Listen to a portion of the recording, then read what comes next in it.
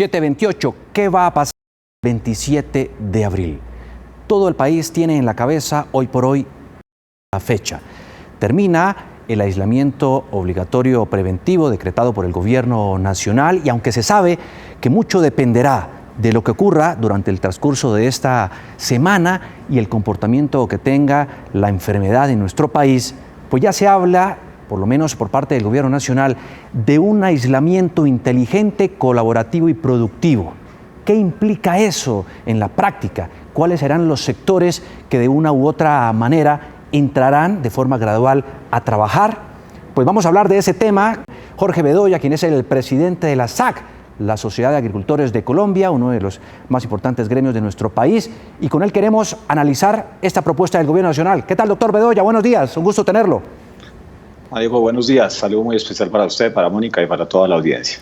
Hablemos de esto. Tengo aquí unos datos que muestran, según el DANE, los sectores de la economía que venían empujando a la economía en nuestro país. La construcción encabezándolo, el comercio, el alojamiento y restaurantes, el transporte, la manufactura. Bajo esa misma lógica, empieza uno a entender lo siguiente, que el gobierno nacional habla de reactivar uno de los sectores como la construcción para empezar a empujar la economía. ¿Eso es viable? Claro, Juan Diego, lo que pasa es que tienen que darse varias condiciones. Primero, hay que tener presente que la construcción trabajan más de 1,5 millones de compatriotas, lo cual significaría que si vuelven a trabajar, evidentemente aquí habría un jalonazo muy positivo para la economía. Pero para que eso ocurra, el gobierno, como lo ha anunciado el presidente, tendrá que al menos tener 4 elementos. Lo primero es la capacidad de pruebas diagnósticas de manera masiva o por lo menos de una manera muy general para que pueda llegar a la población y estar testeando permanentemente qué es lo que está pasando. Segundo, la capacidad de las unidades de cuidado intensivo. Tercero, la disponibilidad de respiradores y por supuesto los inventarios de elementos de protección. Porque si usted va a sacar a trabajar a la construcción o a la manufactura, los protocolos, y ya hablaremos de eso, que están establecidos, le exigen a los empresarios brindarle los elementos de protección a estas personas. Si el 27 de abril se presentan esas condiciones, evidentemente podremos llevar nuevamente a la economía a que empiece a moverse, porque aquí también, por supuesto, tenemos millones de colombianos que no tienen ingreso, que no están comiendo y que obviamente hoy están dados. Ayúdeme, doctor Bedoya, para mucho más el tema, a resolver este test. Sector de la construcción. Eso implicaría que los obreros, que son los que evidentemente construyen las casas, construyen los edificios, los conjuntos de nuestro país, tendrían que ir al trabajo. ¿Sí o no? Indudablemente, sí, señor. Sí. Tendrían que ir a trabajar. Las ferreterías, este comercio que está ligado a la construcción. Pues también podría ser. ¿Por qué? Porque es que al activar la construcción, usted tiene que activar las ferreterías, el cemento, los bombillos, los materiales de construcción e inclusive más comida, de tal manera que generar empleo en 1,5 millones de personas nuevamente le genera un efecto adicional en otros sectores de la producción. Si todos tienen protocolos de bioseguridad y todos hacemos esto de manera ordenada, pues evidentemente podríamos llegar nuevamente a funcionar no como lo estábamos haciendo anteriormente, pero sí de una manera gradual. Las ladrilleras, las cementeras y el transporte ligado a la construcción. También. Y la informalidad que hay conectada con esta formalidad del trabajo y el sector de la construcción, ¿entraría también a operar? Pero es que ahí es donde viene la gran pregunta, Juan Diego, porque son 11 millones de colombianos que están en la informalidad laboral. Colombia tiene 22 millones de ocupados, de los cuales más o menos 11 están en informalidad. Pero cuando usted mira la construcción y van los colombianos que trabajan en la construcción, a mediodía tienen que comer o simplemente por la mañana hay una señora que les está vendiendo tinto, y yo creo que esa es una gran pregunta que tenemos todos. Si esas personas que dependen de un trabajo totalmente informal tendrán la oportunidad de ir a trabajar, porque ese grupo de personas son los que más están pasando una situación crítica porque no tienen comida, están recibiendo la ayuda del Estado, pero lo hemos visto en su mismo noticiero, están desesperados y habría que mirar la posibilidad de que ellos gradualmente también vuelvan a hacerlo porque representan un segmento muy importante de nuestra población y tal vez son los más vulnerables. Usted lo ha dicho, según el DANE, esta es la cifra de ocupados en Colombia, 22 millones de colombianos. En el trabajo formal hay casi la mitad, digamos, 11 millones. Y en el trabajo informal, otros 11 millones de colombianos. ¿Qué protocolos fijar bajo esos números, bajo esas cifras? Pues mire, ya los protocolos han sido construidos conjuntamente entre el gobierno nacional y muchos de los sectores. Tenemos en el caso del sector agropecuario uno, en el caso de la construcción ya hay una circular y ahí se brindan todas las medidas de precaución, no solamente dentro de los sitios de trabajo, los casinos en la construcción, las áreas de almacenamiento, de descarga de materiales, etcétera, etcétera, sino también las recomendaciones para los trabajadores, que si van a utilizar el sistema de transporte masivo o es mejor que vayan en bicicleta o en motocicleta o inclusive caminando los que lo puedan hacer y cuáles son las cosas que tienen que hacer con sus familias. A eso súmele que tenemos que tener garantizada la oferta de tapabocas, de elementos de desinfección, de guantes cuanto se necesite, porque aquí lo que estamos buscando es un aislamiento, como lo han llamado, inteligente, pero también el distanciamiento social que requiere este tipo de actividades. 1 metro, 1,5 metros, 2 metros, ¿eso qué implicará? Que menos gente vaya a la obra y que los vayan turnando según los días de labores. Lo mismo ocurrirá en otros sectores de la producción, pero será el gobierno nacional en coordinación, y eso es muy importante, con alcaldías y gobernaciones, quienes determinen qué sectores pueden empezar a trabajar el 27 de abril, si el comportamiento del virus lo permite. Doctor Bedoya, uno de los sectores sería la construcción. ¿Cuáles otros y cómo se fijaría la jornada laboral, el horario? ¿Cómo establecer eso para que se conserve, por ejemplo, entre otras de las medidas de protección, el distanciamiento social? Pues mire, precisamente lo que hemos venido, no solamente la SAC, sino el Consejo Gremial Nacional y muchos otros sectores hablando con el gobierno es qué se tiene que hacer para poder lograr esta reapertura de la economía colombiana. Y una de las cosas es el cambio del horario laboral. ¿En qué sentido? En que ciertas personas, para no tener que coger el sistema de transporte masivo, puedan entrar a las 9, 10 de la mañana. ¿Qué implicaría eso? Que tengan turnos más largos y entonces que tengan horas de descanso en las horas pico del transporte, o como lo ha anunciado la alcaldesa de Bogotá, que no puede superar, si no estoy mal, el 35% de ocupación del Transmilenio o si no lo cierra. De tal manera que esos ajustes tendría que garantizarlos el gobierno. ¿Para qué? Para que la gente tenga más tranquilidad. Y segundo, muy importante, el tema del distanciamiento.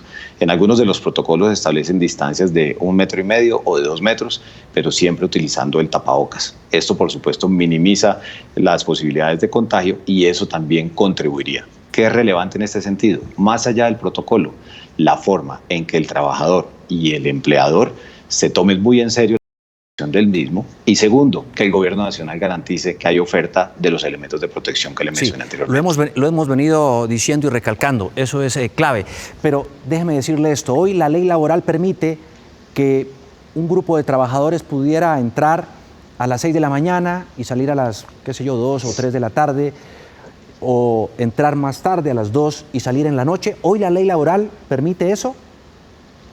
Pues lo que yo estaba revisando anoche precisamente es que hay una circular del Ministerio de Trabajo que permite si es de común acuerdo. De tal manera que yo creo que aquí todos tenemos el interés de que cuidando lo más importante que es la salud, pues las personas puedan tener un ingreso. Y de esa manera pues se pueden lograr acuerdos que contribuyan a reducir el riesgo de contagio, a que la gente vuelva a tener ingreso para que pueda volver a hacer mercado, para que pueda volver a hacer compras y ahí no habría ningún problema. Pero no tengo duda que el gobierno nacional expedirá la normativa que se requiera para poder garantizar esta nueva situación. ¿Existe la posibilidad de que, por ejemplo, en este sector de la construcción se le pueda a los obreros, a los trabajadores, adelantar la quincena para que tengan plata en el bolsillo y comprar? Pues Juan Diego, yo creo que eso ya depende de cada empleador, pero pues sin duda alguna yo creo que la persona que hoy no está trabajando lo que quisiera es, no tengo dinero y ya voy a empezar a trabajar, por lo menos adelántenme un poquito de plata porque tengo una familia de 3 o 4 personas a la cual alimentar, de tal manera que en ese sentido se reactivaría más rápido, obviamente, el sistema económico, pero también hay que entender que depende del flujo de caja que tengan las empresas, que como todos lo hemos visto, realmente es muy limitado y en algunos casos porque obviamente no están vendiendo. Otro de los puntos clave es la vigilancia de los protocolos. ¿Quién va a estar verificando que se cumplan las normas? Desde las elementales del tapabocas, pero otras tan importantes como por ejemplo el distanciamiento en el transporte público. Ha dicho la alcaldesa de Bogotá, por ejemplo, Claudia López, que no se podría permitir más del 35% de pasajeros en los buses. Pues mire, Juan Diego, eso depende de 2 factores. Lo primero, el gobierno nacional en el decreto que expidió le da la responsabilidad de la verificación del cumplimiento de los protocolos a las secretarías de la rama económica de la actividad que está volviendo a trabajar o de la Secretaría de Salud. Eso que implicará que obviamente a nivel de las alcaldías tendrán la enorme responsabilidad de verificar de manera objetiva el cumplimiento. Y segundo, pues en lo que hace referencia al transporte, pues obviamente serán las autoridades locales. Por eso nosotros siempre hemos resaltado la importancia que haya una muy buena coordinación entre el gobierno nacional y obviamente los gobiernos locales, porque eso es lo que facilitará. Y no pensemos solamente en Bogotá, pensemos en Arauquita, pensemos en algún municipio en el departamento del Chocó, donde todas estas cosas se tienen que realizar, que haya coordinación, que las secretarías de manera objetiva verifiquen el cumplimiento de los protocolos, pero que se garantice la existencia de los elementos de protección, porque podemos tener el distanciamiento social, los 2 metros, el 1,5 metros, pero si no hay tapabocas, si no hay guantes, si no hay jabones, pues evidentemente ese es un reto que tenemos que afrontar como país, pero el gobierno también tiene que garantizar esas existencias. Ya que pone usted el caso de Arauquita, hablemos de esto. ¿Podría uno de los alcaldes en algunos de los municipios donde hasta el momento no se ha reportado ningún caso del nuevo coronavirus decir, voy a reabrir la economía sin problema en mi municipio? Pues mire, el decreto de la emergencia económica y social y el de salud pública establece que el gobierno impartirá instrucciones, pero también que tiene que haber coordinación. Yo me pregunto, si en más de, no estoy mal, 700, 800 municipios donde no se tiene notificación de presencia del coronavirus, seguramente muchos alcaldes estarán diciendo, yo quisiera sacar otros sectores, además del de la construcción, si ese es uno de los que al final del día sale a trabajar. Claro, lo ideal es que lo pudiera hacer, pero tiene que ir en coordinación con el gobierno y bajo el marco constitucional. Por eso la coordinación es muy importante y el diálogo permanente, como se ha venido haciendo entre el gobierno nacional y los alcaldes, no solamente de las ciudades principales, sino de cientos de municipios del país que hoy no tienen aparentemente presencia de este virus. Frente a su gremio directamente, el del agro, ¿está garantizado el abastecimiento en el país, sí o no? Fíjese lo paradójico, claro que está garantizado el abastecimiento, pero hoy tenemos un problema, precisamente por esos 11 millones de colombianos en la informalidad que no están devengando un ingreso a pesar de las ayudas del Estado y también obviamente de las donaciones de la gente. El consumo de los hogares se ha caído en algunos productos, más del 40%, imagínese usted. ¿Por qué? Porque la persona no sale a trabajar, entonces el señor de la fama del barrio pues no está vendiendo carne, y entonces el frigorífico no está sacrificando cerdos o no está sacrificando vacas y entonces el productor no está vendiendo. De tal manera que hoy tenemos realmente una sobreoferta de productos, particularmente las proteínas de origen animal y algunos perecederos del sector agrícola, y eso le está complicando la vida a muchos productores del campo colombiano. Es decir, los campesinos o agricultores de nuestro país hoy, doctor Bedoya, ¿tienen garantizados ingresos? No tienen garantizados los. Hemos visto reducciones en las ventas de más del 40%, Juan Diego, y por eso es muy importante el trabajo que se viene haciendo con el gobierno nacional, porque la oferta está, pero el consumo está muy restringido. Eso puede tener complicaciones para las cosechas del segundo semestre del 2020. Para todos los trabajadores que hacen parte de esa cadena de producción de alimentos en nuestro país, ¿están garantizadas las condiciones y las medidas de protección? Ese es otro de los temas que hemos conversado con el gobierno, porque los productores, claro que lo vienen haciendo. Cuando usted trabaja en el sector de alimentos, usted tiene pediluvios, usted tiene arcos de desinfección, usted obviamente la gente tiene que usar los guantes o los overoles, pero definitivamente como aquí vamos a llegar al tema de los tapabocas, pues evidentemente se tiene que garantizar la oferta comercial de tapabocas en todo el territorio colombiano, y si no, generar la posibilidad de mecanismos alternativos para cubrirse la nariz y la boca de tal manera que se minimice el riesgo de contagio. Y esa es una discusión que estamos en este momento teniendo con el gobierno nacional. ¿Qué pasa con el empresario que a lo mejor se le permite trabajar gradualmente, pero no puede conseguir esos insumos, esos tapabocas, por ejemplo, o el jabón o el antibacterial? Pues mire, en el protocolo que hemos venido discutiendo con el Ministerio de Salud se está estableciendo cuáles son las alternativas también. Entonces, hacer tapabocas de tela, pero que tienen que ser de un solo uso y lavados el mismo día que se utilizó. Segundo, si no hay la concentración de jabón al 70%, que es el término técnico que han venido utilizando, agua y jabón suficiente para que haya un lavado permanente de manos. ¿Por qué? Porque aquí también hay que ser flexibles en la realidad de lo que es la Colombia rural y las posibilidades de que lo mismo que encontramos en las ciudades seguramente no lo vamos a encontrar en las zonas rurales, pero que lo más importante es la salud y por eso hemos empujado este tipo de temas. Y algo muy importante, que ojalá se fortaleciera la red hospitalaria, las unidades de cuidado intensivo, los profesionales de la salud, porque si esto nos llega a los municipios más alejados, como ya hemos visto algunos casos, pues evidentemente puede ser una gran complicación por no tener la infraestructura necesaria de salud en el país. Ya hemos visto que el gobierno, dentro de los primeros sectores a los que les daría reapertura, serían el de la construcción. Habla también del transporte, de las manufacturas. ¿Usted también lo ve en ese orden de ideas? Pues como aquí lo que se está presentando, Juan Diego, es impacto económico versus la mitigación del riesgo. Todos los sectores tienen un enorme potencial si aplican los protocolos, pero evidentemente hay sectores como la construcción, como la manufactura, que entre esos dos pueden estar generando más de 4 millones de empleos para nuestra economía, de tal manera que el gobierno seguramente está pensando cuáles tienen más posibilidades de impacto económico y cuáles contribuyen a mitigar o a reducir el riesgo de contagio, y ahí es donde seguramente sabremos el 26 o el 27 de abril las decisiones que tome el presidente de la República. Los negocios pequeños, medianos, por ejemplo, tipo salones de belleza, peluquerías, ¿esos también podrían entrar a trabajar o no? Pues mire, FENALCO, que es el gremio de los comerciantes, ha adelantado un trabajo muy juicioso también en materia de sus protocolos. Le haga ahí distanciamientos, tapabocas, guantes y la posibilidad de trabajar.